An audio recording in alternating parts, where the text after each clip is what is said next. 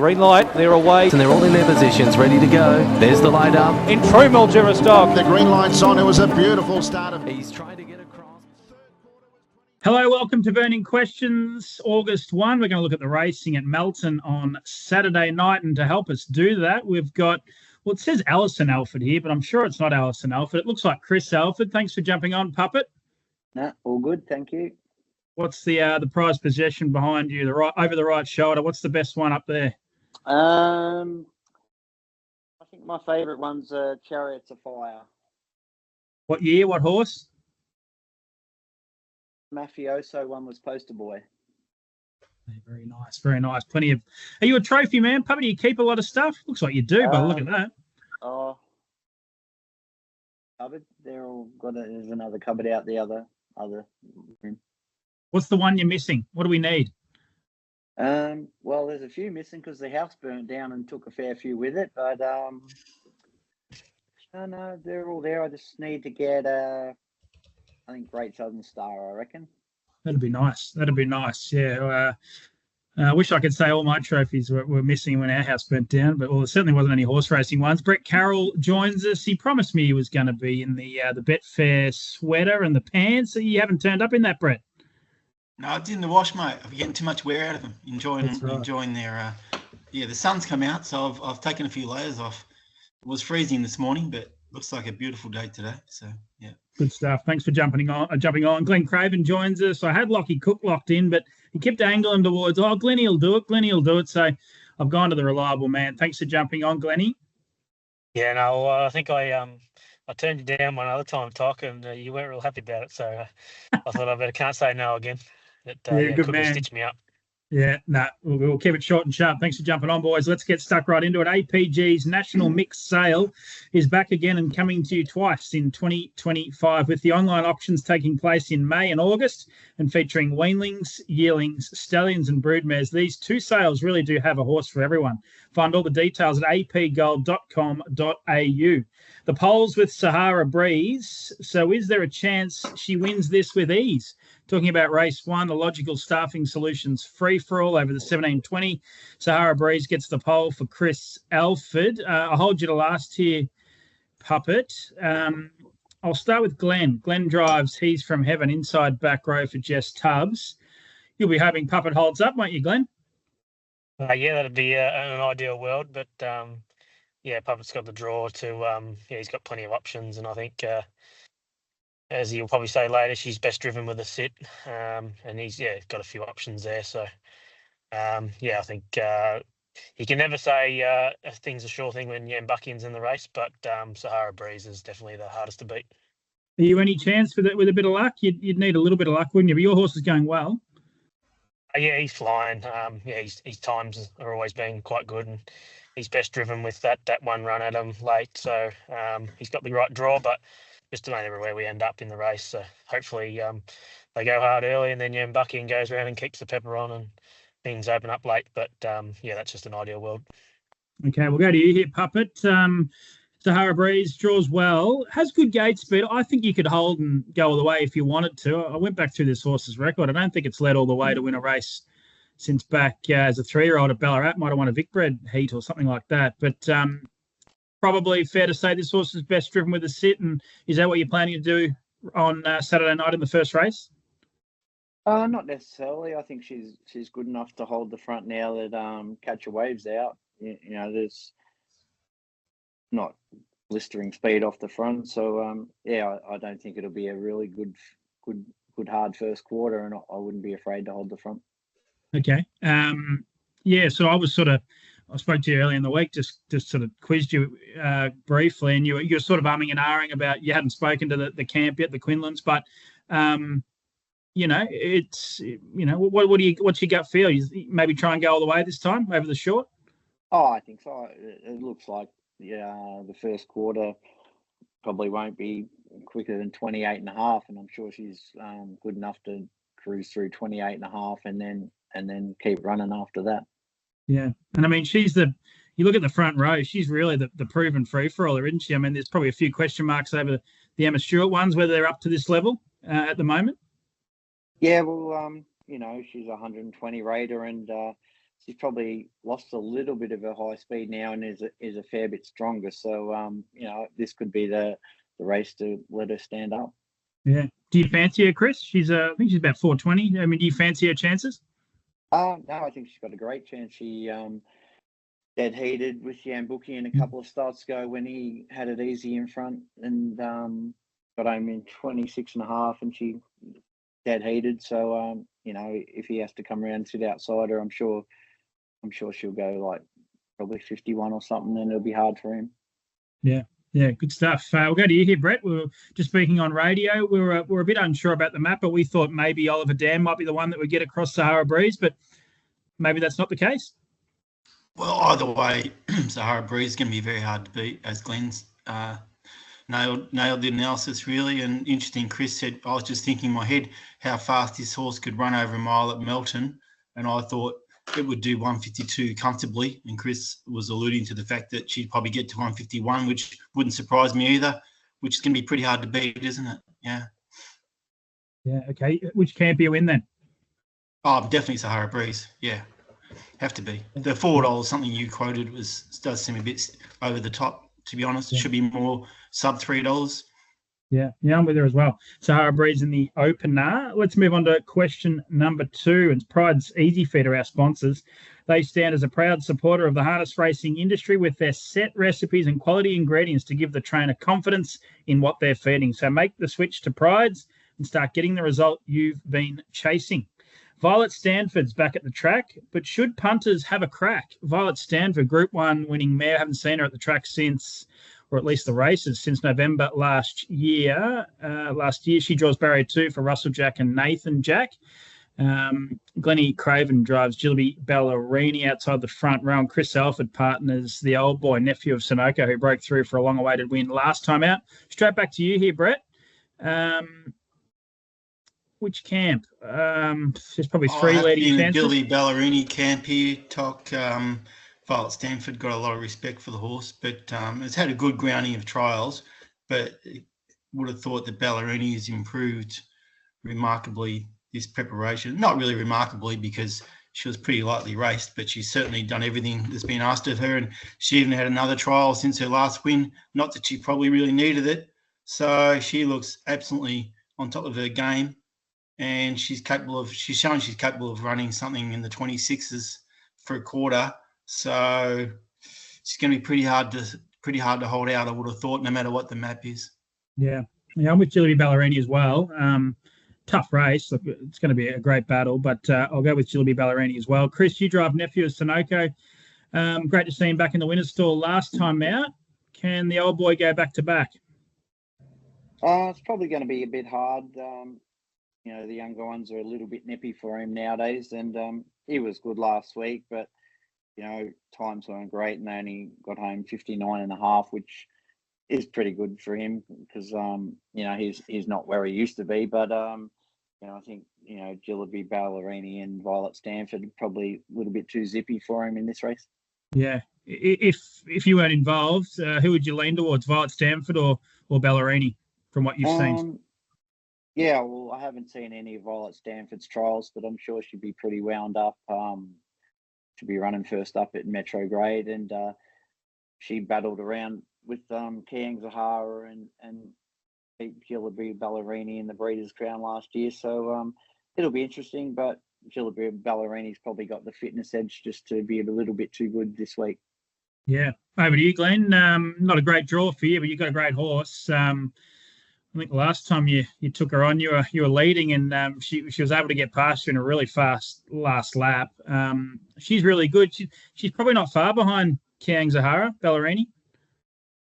Yeah, she's improved a lot this prep. Every race she's gone out, she's got a little bit sharper and trotted a little bit nicer. So we couldn't be happy with the way she's going. So I've got a lot of respect for Violet Stanford. We couldn't quite catch her every time we'd race her as a 3-year-old. So hopefully as a 4-year-old we've been able to leapfrog her. But we'll just have to see where we end up, and hopefully we don't get too far back. And I would have thought the way that Violet Stanford used to race would be up on the speed. So it was just a matter of where we end up, and hopefully we're too zippy up the straight and got the fitness edge. Are you on the best of the two chances from the stable, Glenn? I mean, do you think Ballerini's ahead of Stuka at the moment? Yeah, I think so. Stuka just hasn't quite come back as good as would have liked, but his last trial was a lot sharper. So, yeah, I think he'll run a good race first up. Okay. And Ballerini, just from the draw, sort of come with one run, or would you be happy to sit up outside maybe a Violet Stanford if Nathan was able to lead?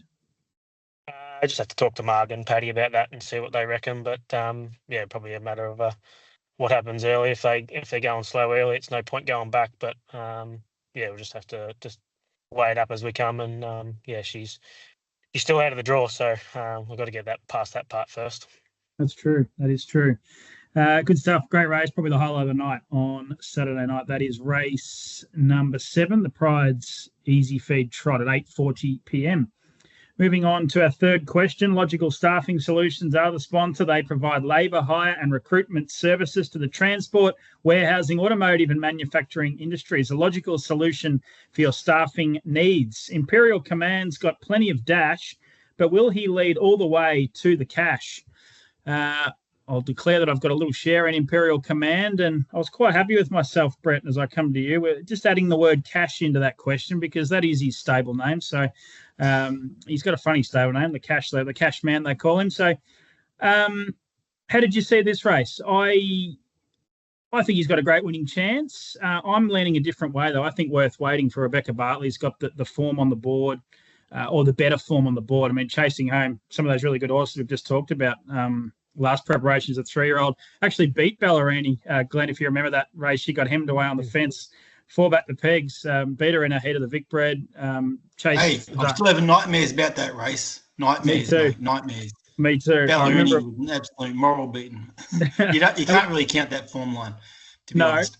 But it's in the book. It's in the book. But she ran plenty of other good races. She's beaten Penny. She's run 4th in the Group 1 New South Wales Oaks behind Sahara. That's just better form in my mind. And I love the boy, Imperial Command, but he hasn't got that form. Brett, how do you see it? I think you're using a bit of reverse psychology against your own horse here, and I think it's a pretty elementary race to read. Imperial Command will lead and be very hard to beat over the 22.40. And I think there's a lot of dangers. I wouldn't think Worth Waiting is the obvious danger, as in you got Sir Patrick sitting on its back, Chris's horse Lincoln Bio. It's pretty handy on its day. Cavalli Michael handy on its day. But for me, Imperial Command's one of those horses that just does what it has to, in my opinion, and runs home in. Something's going to have to come home in about 57 and change to beat it. I'm not sure there's one here that can, to be honest. Okay, we'll go to you here, Glenn. Will I be celebrating on Saturday night, or will I be commiserating? Who are you with? You with the Imperial Command or something else? Just with the Imperial Command, just because of the draw, and you can't discount one of Andy Gath's trotters when they're in form. They do go through their grades quickly. So I think this bloke's one of them. I'm a bit with you with that Worth Waiting. I really liked her form, and she won easily first up in slow time, but yeah, she did what she had to, and yeah, I think it's an even race, but with the draw, I think yeah, your bloke might be just ahead. We'll go to you here, Puppet. You're driving your horse Lincoln Bio, a winner 2 starts ago. From memory, you might have knocked one flying there on that occasion. I had a little holiday, but you probably needed a break. You're not going to come flying over and knock over my bloke, are you? No, we try not to do that. But I know. Yeah, I think it's a pretty even race. I'd say Imperial Command's way up in class, and compared to what it's been racing, any of these horses in this race would have beaten the horses he's beaten the last couple of runs. So I don't think it's a sure thing that it'll lead and win. I think Lincoln Bio, she'll get out real good, and we've upped her work a little bit since last run, and I think she'll be a lot fitter and run a great race. Okay. I haven't got a price here, but you're going with a bit of confidence. Chris, do you think you can find the front? You want to find the front? I don't think it matters if she doesn't lead. She's pretty versatile, but Picket Wire can get out pretty good on its day, and Answer's horse can too. So it'll be interesting the first 200 metres anyway. Yeah. Brett, just back to you quickly. I think you mentioned on the radio before, Wager Wednesdays has been a very successful segment. Now the girls up in Shepparton doing that. Was there one tipped by Tristan Larson in this race? Yeah, he tipped Cavalli Michael on the Wednesday wager. Albie tipped Better Zip It, which won the first in Mildura today. Okay. And Nathan tipped horse that he won on Ideal Bandit Wednesday night. There could be some others I've forgotten about, but yeah, it's got a pretty good strike rate. It is. I reckon Chris Alford tipped Aldebaran Brook. Didn't you pup it when it won? I reckon. Yeah. I think so. Yeah. Yeah, it's been a good little segment. Good race. Coverley Michael, his best is good enough, isn't it? You just haven't seen it for a while. But all right, that's race 5 in the Valley Stud Trot. First leg of the main quaddie, 7:30, 8 p.m. Let's move on to the 4th and final question. Dunny's always liked 40 Love, so will he prove a class above? We're talking about race number 2. 40 Love, Aaron Dunn, trainer driver, got a bad, well, not a great barrier, but the key chances are drawn outside him. Barrier 10 for 40 Love, 11 Fox Dan, 12 Silver Pistol. They're the 3 key runners in the market. Brett, I'll come to you. Hard to split this race, isn't it, with the 3 big guns or the up-and-comers drawn wide on the back row? Yeah, it's going to be a pretty entertaining race, I think, because, they're all pretty handy and a bit tactical, won't it? And so just as well as the quickest horse off the front, it's drawn 4. Chris Alford's driving it, so he'll know what to do on it, obviously. So doesn't always work out that way, but Fox Dan does follow it through. So it might get the best run through of those ones from the back. But, I honestly have to sit on the fence here with those bottom 3. If you forced me to make a decision, I'd go Fox Dan because of what I just said. Yeah. I didn't too hard for me, but I've gone with 40 Love ahead of the Termit Stewart runners. We'll come to you here, Glenn. You're on Jillaby Illuminate. She's got an interesting draw. Follows out the, what would you call it, a pseudo stablemate, I guess, Dale Geary, who showed good gate speed last time to lead, but went back pretty quickly. But he's trialled well since, Dale Geary. Jillaby Illuminate, I reckon she won a couple of months back in really good style. Probably hasn't found her best form since then, but to me, she's working back to some of her best. She just hasn't quite got the zip that she had when she was early on the prep and probably as a 3-year-old. So he's just probably found it a little bit harder racing at this level than we expected. But her run last week was super. Last 100 was her strongest part of the race. So we're probably going to be in a tricky position, but at the same time, pegs over the short trips can be pretty good. So just a matter of what happens up front and how much work the other 3 have to do out wide off the back row. So I would expect Chris in front on just as well, and hopefully run along and can open them up for us late. What, 3 fence, Glenn? You could run into a place from there at least, couldn't you? It just depends on how the races run. She's a winning chance if she could get out at a decent spot at the top of the straight. But at the same time, it's relying on a lot of racing luck. So I think she's a good place chance. Yeah, I think she was $17 or something a win at last glance. We'll go to you here, Chris. Just as well for Luke Tabone. Has good gate speed. I'm thinking first up at Melton led. Went poorly, I thought. I don't know if there's any issues there. And I thought the run last time was really good. Looked to be held up all the way to the line. So you'll be able to find the front here, I would have thought, over the short. Well, I didn't drive her first up, but she obviously needed to run. And as you said last week, she sort of ran up their tails and was travelling really well for the last sort of 200 metres without clear running. So, she had a lot of grounding over a mile sort of at Menangle, which will stand her in good stead for this. Just think maybe the, 10, 11 and 12 might be just a bit too sharp for her at the end, but I'm sure she'll give a great fight. Yeah, that is race 2 on the card, just looking at the market. So Jillaby Illuminate, $17 and $3, and just as well, $34 and $5, thanks to Sportsbet. $2.50 equal favourites, Fox Dan, Silver Pistol. That's the 4 questions out of the way. It's time for the Sharps Bakery Best Bets segment. I'll come to you here, Brett. I find it hard to really narrow down a real one that I like on Saturday night, but have you got one that you're going to put most of the eggs in the basket with? I've certainly seen harder meetings to make a decision on, to be honest. There's quite a few options.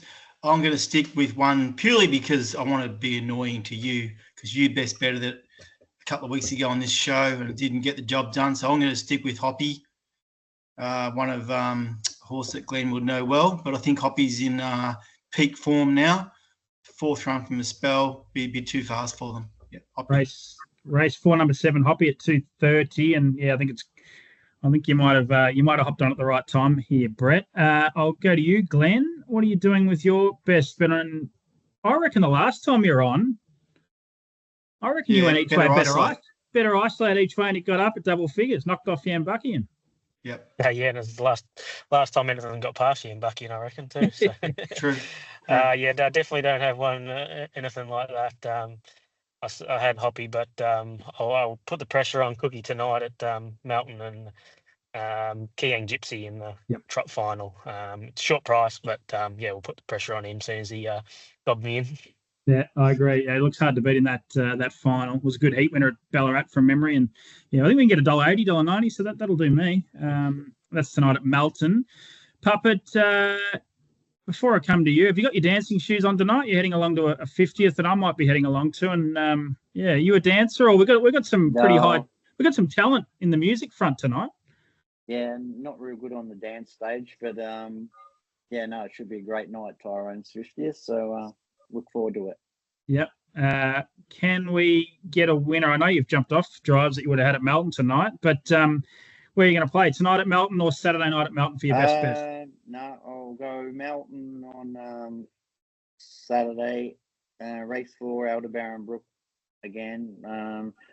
Just not been having any luck lately, and I think this is a nice sort of race for us, so I'm taking Brett on. Okay. Each way or straight out in the nostril at $13? No, straight out. He's not an each way punter. Aldebaran Brook for Puppet. Race 4, number 10 at $13 and $2.45. What am I going to do? I'm going to go. Look, I'd love a better price. We might get a better price come race time. Race 3, number 6, Neat and Tidy. I'll go with Aaron Dunn's horse here. I reckon it can work across to the front. Aaron's an aggressive driver. He'll get the top, I think. And the last couple of starts have been outstanding, including a runner-up to Sweet Ideal. A couple of runs ago, she's come out and won again since. So I'll go race 3, number 6, Neat and Tidy. Puppet, I'll catch up with you for a beer later on. Thanks, Tim. Good stuff. Thanks for jumping on. Glen Craven, appreciate you jumping on, and go give Cookie one in the ribs for me, can you? Yeah, no, we'll do. Stir him up and get him ready tonight. And thanks, Brett. Go and get that little sweatsuit out of the washing machine and throw it in the dryer. And get down to the RSL for a beer. Sure thing. Have a great weekend, everyone. Green light, they're away. And they're all in their positions, ready to go. There's the light up. In true Mildura style. The green light's on. It was a beautiful start. He's trying to get